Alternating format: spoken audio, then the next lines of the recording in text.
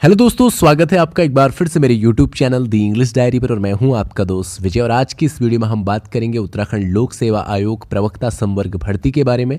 कुछ सवाल जो आपके हैं और जवाब जो मैं आपको देने जा रहा हूं। इसमें आपके कुछ मुख्य जो सवाल हैं वो हैं कि क्या करें स्क्रीनिंग परीक्षा की तैयारी या फिर करें मेंस की पढ़ाई, नियमावली परिवर्तन का इस भर्ती पर क्या पड़ेगा फ़र्क, लेक्चरर एग्ज़ाम की पूर्ण जानकारी एक ही वीडियो में हम इसमें बात करेंगे। पिछले दिनों आपको पता है कि न्यूज़पेपर में एक खबर आई है जिसकी वजह से सभी जो एस्पिरेंट्स हैं या जो तैयारी कर रहे स्टूडेंट्स हैं उनमें थोड़ा सा असमंजस की स्थिति बन गई है कि आगे क्या करें।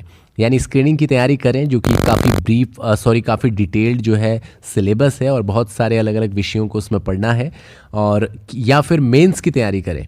तो पहले से थोड़ा सा उस खबर की तरफ हम थोड़ा रुक करते हैं। थोड़ा सा उसमें हो सकता है उस कटिंग में ब्लर आए, बट मैं उसको रीड करके थोड़ा सा एक्सप्लेन करूंगा, फिर मैं आपको बताऊंगा कि वाकई आपको क्या करना है। तो वीडियो को आप पूरा ज़रूर देखें। तो देखिए, प्रवक्ता भर्ती सेवा नियमावली में संशोधन को कार्मिक की मंजूरी। अभ्यर्थियों की नहीं होगी स्क्रीनिंग परीक्षा, इसके बाद कैबिनेट में आएगा प्रस्ताव। तो फिलहाल इसमें उत्तराखंड प्रवक्ता भर्ती सेवा नियमावली में संशोधन को कार्मिक विभाग की मंजूरी मिल गई। एक बात तो यहाँ पर स्पष्ट हो गई है कि कार्मिक विभाग ने जो है इसको मंजूरी दे दी है कि इसमें स्क्रीनिंग परीक्षा ना हो। इसके बाद प्रस्ताव कैबिनेट में आएगा। नियमावली में इस बदलाव से प्रवक्ता पद के अभ्यर्थियों को स्क्रीनिंग परीक्षा नहीं देनी होगी। शिक्षा विभाग के अधिकारियों के मुताबिक प्रवक्ता के पद पर भर्ती के लिए अभ्यर्थियों को पहले स्क्रीनिंग और उसके बाद लिखित परीक्षा जो है होती है। स्क्रीनिंग में अभ्यर्थियों से सामान्य ज्ञान से संबंधित प्रश्न पूछे जाते हैं।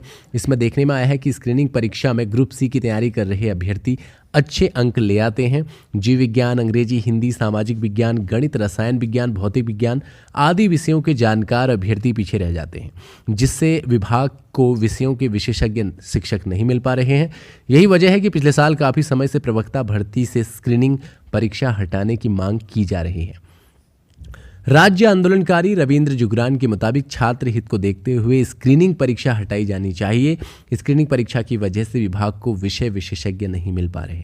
तो वाकई ये बात तो जग जाहिर है कि अगर आपको लेक्चरर फिजिक्स चाहिए तो वहाँ पर आपके लिए ये जो तमाम प्रकार का सिलेबस बनाया हुआ है इसका बहुत ज़्यादा जो है कोई फ़ायदा तो है नहीं, क्योंकि हमें विषय विशेषज्ञ चाहिए और यहाँ पर जो है जनरल नॉलेज जो है इत्यादि चीज़ें पूछी जाती है। मैथ्स, रीजनिंग सभी टाइप की जो है उसमें अलग अलग फेजेस बनाए हुए हैं जिसमें अलग अलग सेक्शंस वाइज आपसे क्वेश्चन पूछे जाते हैं। तो बिल्कुल ये होना भी चाहिए। तो अब यहाँ पर बात यह है कि फ़िलहाल इसको ये कहा जा रहा है कि जो कार्मिक विभाग है इसने इसको आगे जो है पास कर दिया है। अभी जो है कैबिनेट में आएगा। कैबिनेट में जब फाइनल ये हो जाएगा तो उसके बाद जो है इसमें जो पूरा नए से जो है इसका एक जियो बनेगा और नियम बनेंगे और उसके बाद जो है इसको स्टैब्लिश कर दिया जाएगा और फिर ये मान्य होगा। तो दोस्तों, सबसे इम्पॉर्टेंट चीज़, क्या करें स्क्रीनिंग परीक्षा की तैयारी या फिर करें मेंस की पढ़ाई। तो देखिए, मैं आपको बता दे रहा हूँ कि अगर ये नियमावली में परिवर्तन जनवरी के इस मंथ में, जो कि आने वाला नया साल है, इस मंथ में हो जाता है तो निश्चित तौर पे स्क्रीनिंग परीक्षा तो प्रवक्ता संवर्ग की इस भर्ती से हट जाएगी। क्योंकि जहाँ तक बात की जाए कि ये रियलिटी है, लास्ट ईयर भी बहुत सारे विषयों में जो है विशेषज्ञ जो है नहीं मिल पाए थे, स्पेशलिस्ट नहीं मिल पाए थे। मैथ्स में काफ़ी सीट्स वैकेंट गई थी इसी वजह से, क्योंकि बहुत सारे लोग जो हैं स्क्रीनिंग परीक्षा में ही बाहर हो गए और उसके बाद जो लोग मेंस में गए तो उनसे क्वालिफाई जो है पेपर नहीं हो पाया। तो बड़ी मुसीबत वहाँ पर हो गई थी कि इस वजह से कई बार जो है नंबर ऑफ़ सीट्स आती हैं लेकिन उतने जो है सीट्स फिल नहीं हो पाती, क्योंकि क्वालिफाइंग मार्क्स तक जो है अभ्यर्थी नहीं पहुँच पाते कई विषयों में। और दूसरी बात ये है कि अगर आपको विषय विशेषज्ञ चाहिए तो इस प्रकार के सब्जेक्ट्स का सिलेबस बनाकर स्क्रीनिंग लेने का कोई औचित्य नहीं होता। हालांकि ये 2 फेजेस इसलिए बनाया गया था क्योंकि यहाँ पर इंटरव्यू हटा दिया गया था और एक हिसाब से देखा जाए तो कंपटीशन थोड़ा सा कम भी हो जाता है, क्योंकि अगर आप पहले ही छटनी हो जाती है स्क्रीनिंग में। लेकिन मुसीबत ये है कि जिनका विषय अच्छा है उनकी जीके, जीएस, ये रीजनिंग ये वगैरह अच्छा नहीं है, तो उनके लिए बड़ी प्रॉब्लमेटिक जो है ये एक सिचुएशन हो जाती है। तो उनके लिए भी देखा जाए तो ये वाकई बहुत गलत है। लेकिन फ़िलहाल अगर बात की जाए नियम कानूनों की तो सिंपली ये है कि अगर नियमावली में परिवर्तन हो गया तो निश्चित तौर पे आपको जो है प्रवक्ता संवर्ग की जो भर्ती है उसका डायरेक्टली मेंस का एग्ज़ाम होगा, या फिर स्क्रीनिंग की जगह हो सकता है कि प्री को एग्ज़ाम ले लें, वो भी विषय से संबंधित, और उसके भी चांस कम है। मुझे लगता है कि 200 मार्क्स की एक परीक्षा होगी और उसी से जो है फाइनल हो जाएगा। अब इसमें जो आपका प्रश्न है उस पर मैं जाता हूं कि स्क्रीनिंग परीक्षा की तैयारी करें। बिल्कुल अभी फ़िलहाल तो आप जो है लाइटली साइड बाय साइड इसको पढ़िए, मतलब जो भी आपने अपने स्टडी आवर्स बनाए हैं उसमें 1-2 घंटे जो है आप स्क्रीनिंग परीक्षा को दीजिए, और ख़ास तौर पर ऐसे टॉपिक्स को सबसे पहले पढ़िए जो आपके लिए शिक्षा विभाग में आने के लिए बहुत ही महत्वपूर्ण है और आपको उनकी जानकारी होनी चाहिए। ठीक है, बाकी आप ये मत सोचिए कि केवल स्क्रीनिंग के लिए पढ़ना है। देखिए, अगर आप उत्तराखंड में हैं और प्रवक्ता भर्ती ही केवल आपकी लाइफ नहीं है, क्योंकि प्रवक्ता भर्ती में एक लिमिटेड सीट्स हैं और आप को उसमें फ़ाइट करना है, लेकिन इसके अलावा भी जो है बहुत सारे ऐसे एग्ज़ाम्स हैं जहाँ पर आप अगर अभी इन सब चीज़ों की पढ़ाई तैयारी करेंगे तो आपको उसका बेनिफिट तो मिलेगा ही। लेकिन ये है कि आपने सब्जेक्ट्स जो है मेंस की पढ़ाई को बिल्कुल आप कीजिए। इससे पहले भी जब मैंने आपको वीडियो बनाई थी तो मैंने उसमें ये बात कही थी कि आप दोनों को पैरेलल में चलाइएगा, यानी आप मेंस की तैयारी को बिल्कुल इग्नोर मत कीजिएगा। आप सोचेंगे कि मैं पहले स्क्रीनिंग क्लियर कर लूँ उसके बाद मेंस में जाऊँगा, मेंस की पढ़ाई करूँगा, तो ऐसा आप बिल्कुल ना सोचें, क्योंकि सिंपली ये है अगर आपका ये एग्ज़ाम स्क्रीनिंग होता भी है तो तब भी आपको अभी से मेंस के लिए भी तैयारी करनी चाहिए, क्योंकि आने वाले समय में आपके लिए बड़ी कठिनाई हो जाएगी। इतना सारा सिलेबस आप वहाँ कवर नहीं कर पाएंगे, रिवीजन नहीं हो पाएगा। तो मेंस पर आप ज़्यादा फोकस करें, स्क्रीनिंग को थोड़ा लाइटली लें। लाइटली लेने का मतलब ये नहीं कि पढ़ाई छोड़ देनी है, आपको एक लिमिट तक स्क्रीनिंग भी पढ़नी है, 1-1.5 घंटे 2 घंटे जितना आपसे हो सकता है आप जो है कुछ कुछ कंटेंट्स को ज़रूर पढ़ें।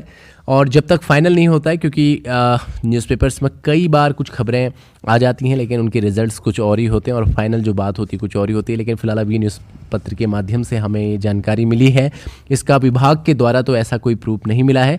तो फिलहाल आप स्क्रीनिंग की हल्की लाइटली जो है पढ़ाई करें, टॉपिक वाइज जो भी आप कर रहे हैं थोड़ा बहुत पढ़ते रहें।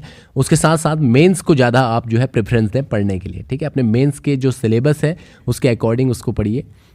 अब नियमावली में परिवर्तन से क्या पड़ेगा फ़र्क? कई लोगों का कहना ये है कि अगर नियमावली बदलती है तो इस भर्ती पर लागू नहीं होगी, लेकिन ऐसा नहीं है। लास्ट लेक्चरर भर्ती में भी अचानक से नियमावली में परिवर्तन करने के बाद 200 अंकों की सिलेबस पूरा आ गया था, और 150 नंबर के जो आपका स्क्रीनिंग एग्ज़ाम है, तो तब भी जो है नियमावली में चेंजेस आए थे और इंटरव्यू हटने के बाद वहाँ पर स्क्रीनिंग परीक्षा पद्धति चली थी।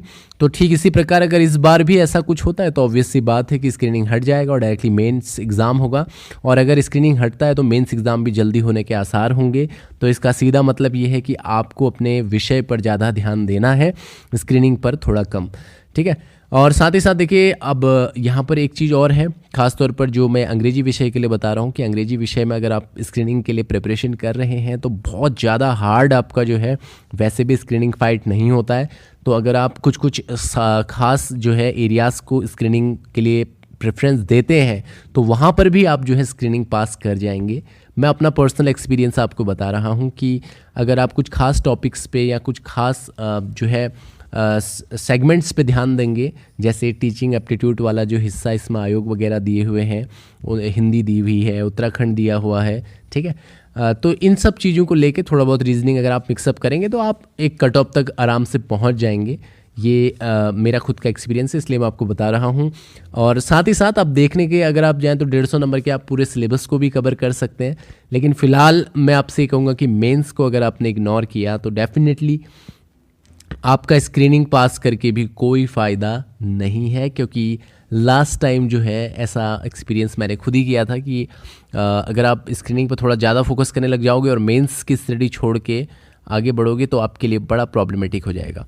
तो फाइनली इस वीडियो का निचोड़ ये है कि अगर नियमावली में परिवर्तन होता है तो जाहिर तौर पे आपके प्रवक्ता संवर्ग की इस भर्ती में स्क्रीनिंग परीक्षा हट जाएगी और आप डायरेक्टली मेंस परीक्षा देंगे जो कि 200 अंकों की होती है। और साथ ही साथ अगर जो है नियमावली में परिवर्तन नहीं होता, कैबिनेट में पास नहीं होता, तो ऑब्वियस सी बात है कि आपका स्क्रीनिंग एग्ज़ाम होगा।